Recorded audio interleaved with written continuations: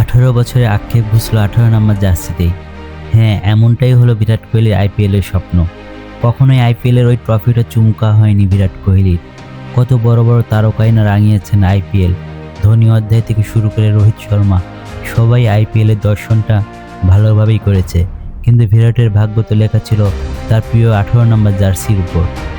দীর্ঘ 18 বছর পর এই অধরাকে সামনে পেয়ে উচ্ছ্বসিত বিরাট কোহলি। এই 18 নম্বর জার্সি তাকে কি দেয়নি? বিশ্বকাপ ট্রফি থেকে শুরু করে চ্যাম্পিয়ন্স ট্রফি সবই ছিল তার ঝুলিতে, ব্যক্তিগত অর্জনের সঙ্গে সঙ্গে। অবশেষে কান্না ভেজে আনন্দে ম্লান হলো আইপিএলের স্বপ্ন। এর আগে ক্রিস গেইল থেকে শুরু করে এবি ডিভিলিয়ার্স সবাই এঁকেছেন আইপিএলের গল্প রয়্যাল চ্যালেঞ্জ ব্যাঙ্গালোর হয়ে, কিন্তু কেউ গন্তব্য পৌঁছাতে পারেনি। এদিন উপস্থিত ছিল ওই স্বপ্নের দিনে স্বয়ং ডিভিলিয়ার্স নিজেও। সব স্বপ্ন যেন এক কাতারে এসে দাঁড়ালো আইপিএলের।